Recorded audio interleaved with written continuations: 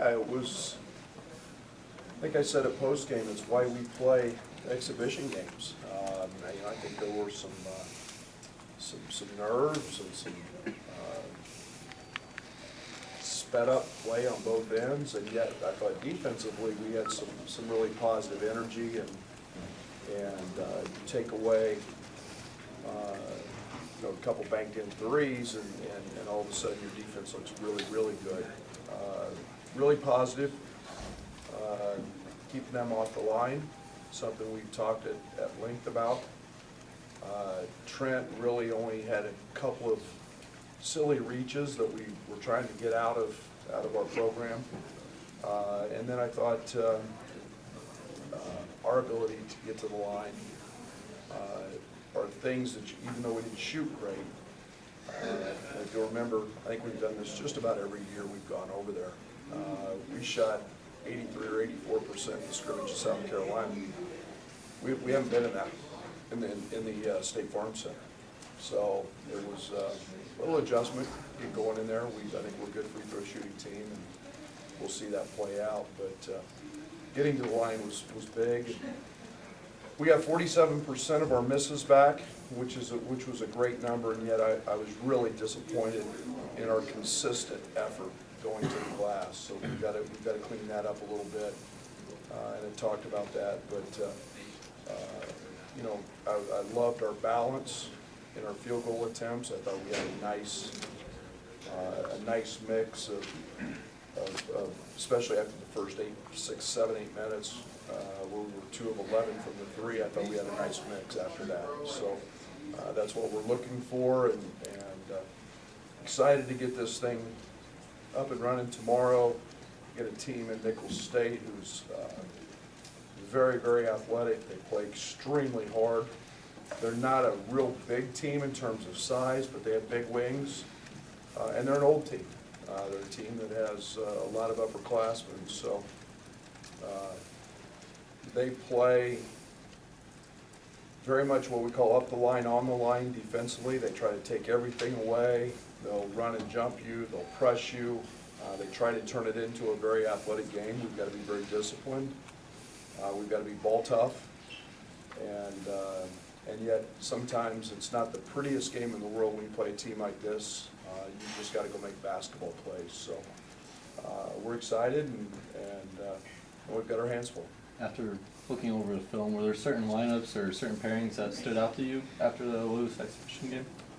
Well, we had some positives with a little bit of everything, to be honest, and we're trying to, we only played Georgie 4 minutes and 57 seconds at the 5, and we played him 18 or 19 minutes, close to 19 minutes at the 4 spot.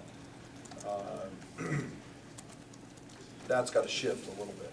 I went too long in a stretch with Kofi. I played Kofi 6.5, 7 minutes straight.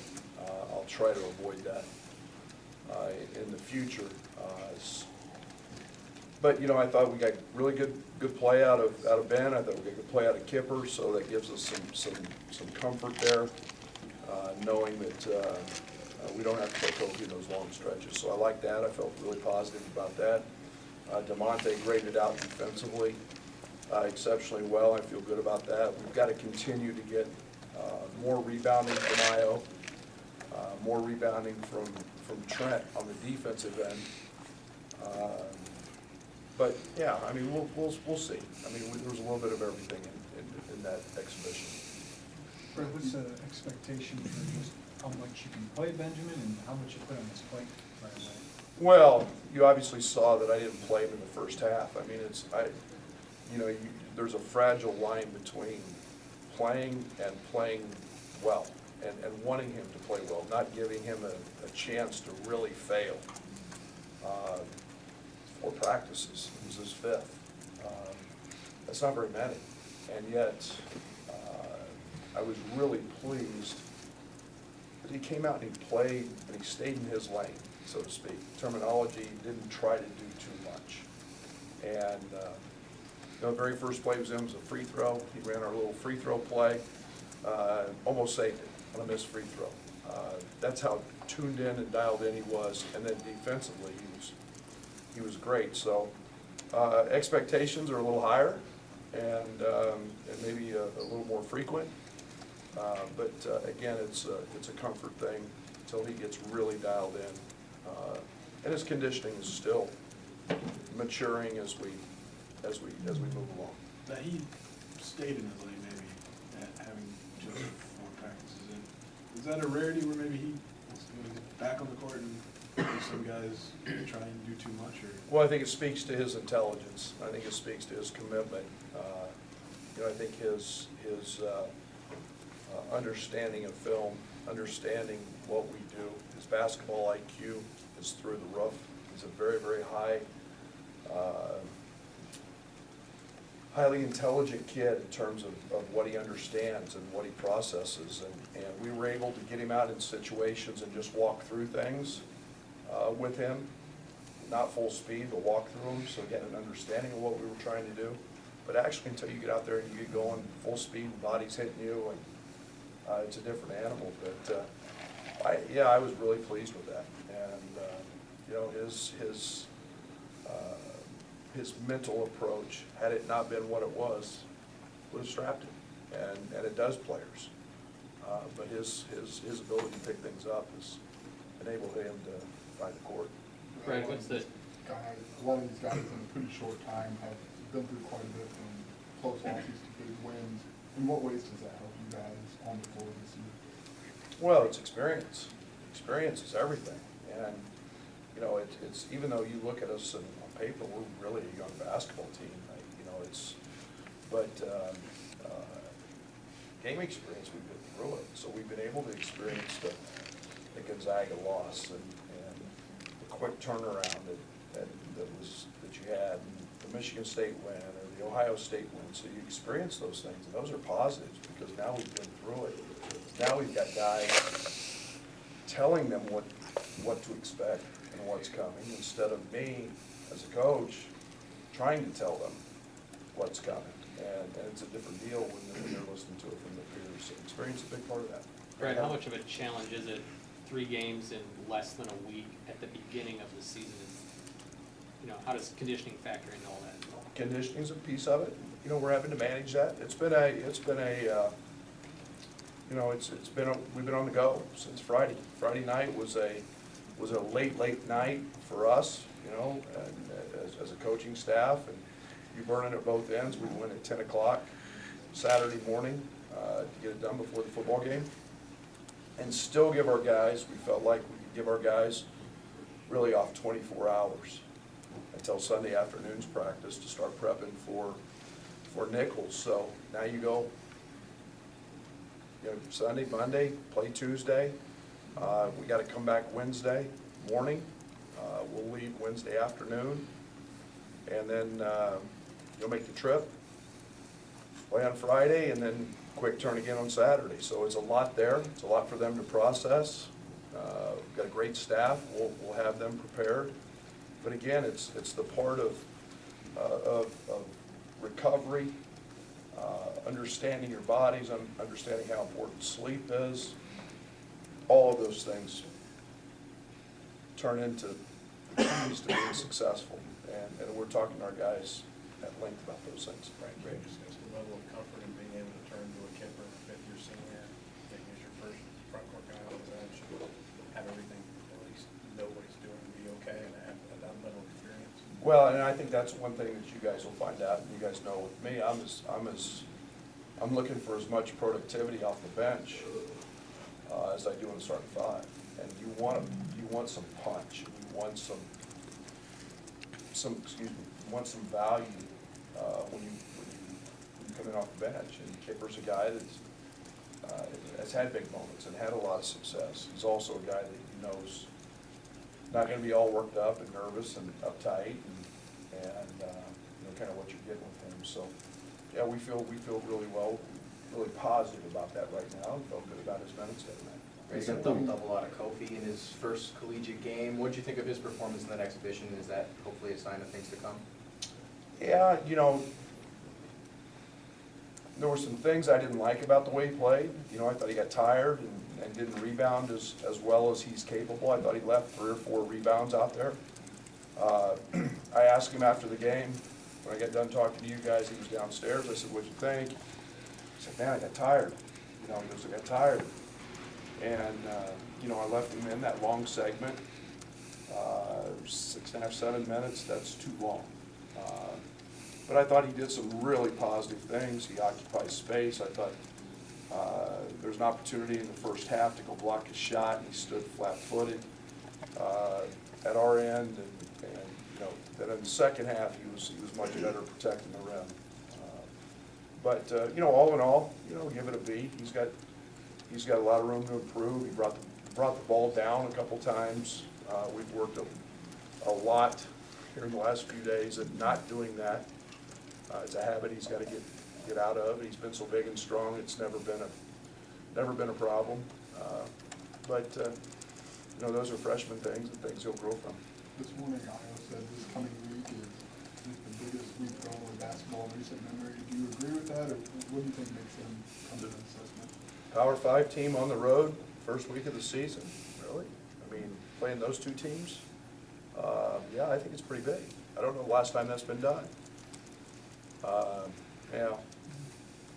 I gotta exclude Lon. I think Lon did it last year, opening up at Texas San Antonio, and I'm sure it has been done. But yeah, when you're going on the road, you're gonna face a sellout crowd at Grand Canyon, one of the great home courts in the country, and then one of the historically great programs in the last 30 years at Arizona on the road, the first week of the season. A great test. I'm excited about it. As far as Kofi and Georgie are concerned, how did you like their camaraderie, had their play together? That high-low game had a couple nice passes there, but those two working together on the court. Yeah, it's a work in progress. I thought there were some good things. I thought Georgie got a little loose a couple times with a couple passes, and maybe he looked too much to try to force it in there. We talked about that. We've got to create a little more movement. But yeah, I mean, they're going to play well together. They're both extremely unselfish. Kofi returned the favor to Georgie. You know, I think it's one of the unsung things about Kofi is he's a really good passer as well. So, you know, as things and defenses change, I think we'll see that be a pretty good duo. Brad, year 3 for you now. You've been champion for a little while. How has the lead up to this season been for you? Has it felt any different, or are you starting to settle in there? Yeah, it's a lot different. It's a lot different. You know, and it's our players make that happen. You know, you feel great about having veterans back. You feel great about the addition of certain players to your program every year. So you're growing there. You're excited about the direction recruiting is going. There's a comfort around the office now. There's a comfort on the court now. All of that is positive. And then, yeah, there's expectation. We're never running from that. That's, you know, that if you guys think I'm going to run from that and run from a good fight, you guys don't know me very well. I think that's the one thing that we're excited about are those challenges, and we think we've got a locker room full of guys who are really proud to wear that jersey, and that feels good as a coach. Heading into tomorrow's game, what are just some of the questions you're looking to have answered about just what this team is? Yeah, we talk about this a lot. You know, we're still trying to, what is our identity? When that opposing team and that opposing coach watches us play, what does he see? And knowing what we want to try to be, and I think every single day, we had 10 kills the other night, what we call a kill.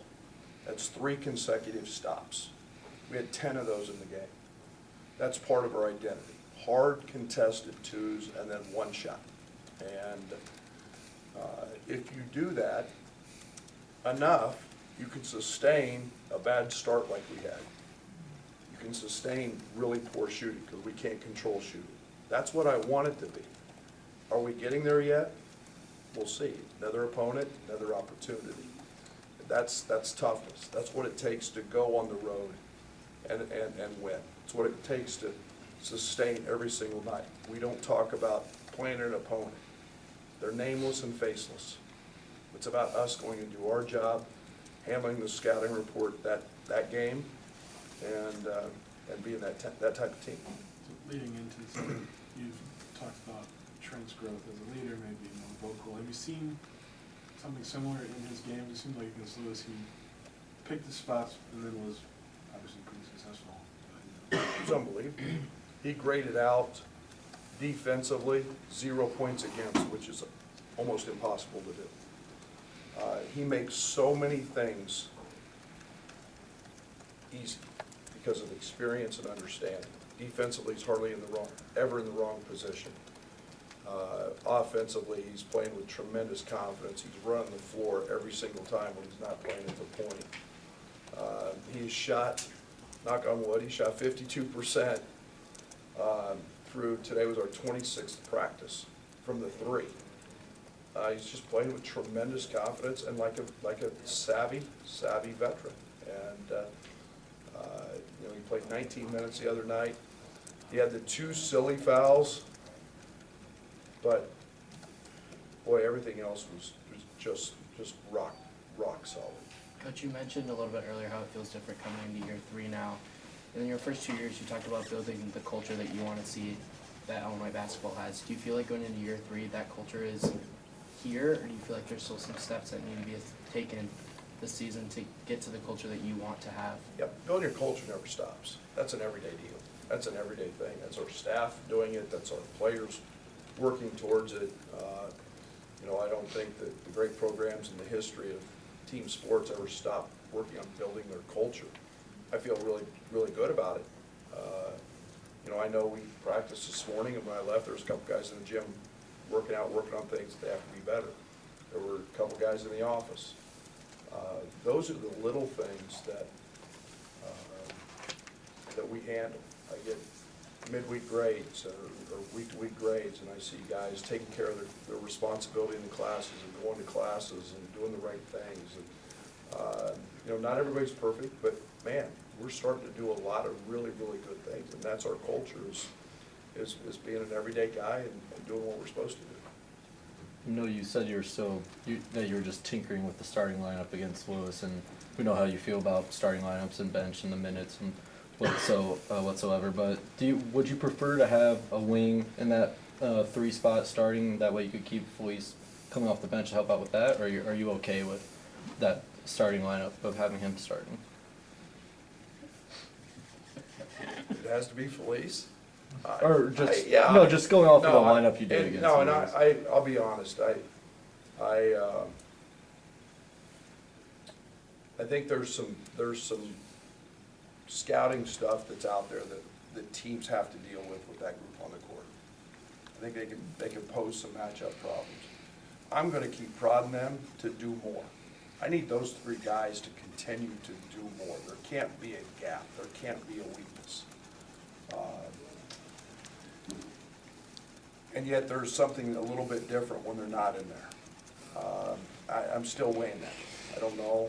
Again, we didn't play a ton of minutes together, in particular because of Trent's foul problems. But you know, I think they played 62% of the time, I think was the number, and that will probably go up a little bit.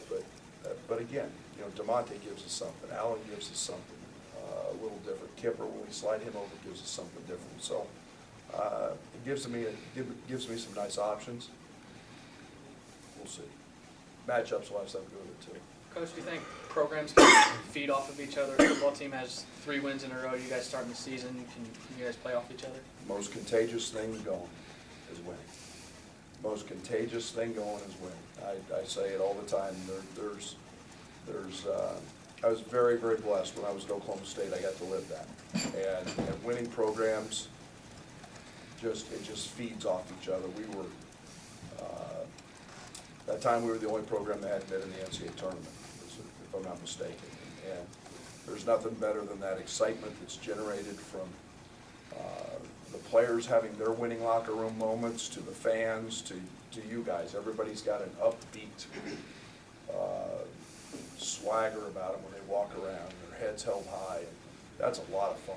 And so the job they're doing is incredible, and absolutely, we're going to try to feed off that every way we can. Brad, there was a play on Friday that Kofi really had a pretty good dunk, but he was fouled. You've probably seen enough of those in practice. What does that do to you guys when someone like him gets up and does it from an energy level? Yeah, and dunk is one of the most exciting plays in basketball, and it's a moment that creates energy, and we've got, I think we'll see our fair share of those over the course of the season from him, and it's something that, we don't set out to create a bunch of them. I think we're getting to a point where naturally we're gonna have some of those things happen, where he can play in space that very few can, so. But yeah, it's an exciting play. I think our fans will come to enjoy it, and hopefully the rims can hold it. Kenny Jones, update? Not playing. Thanks, Brad. Thanks, guys.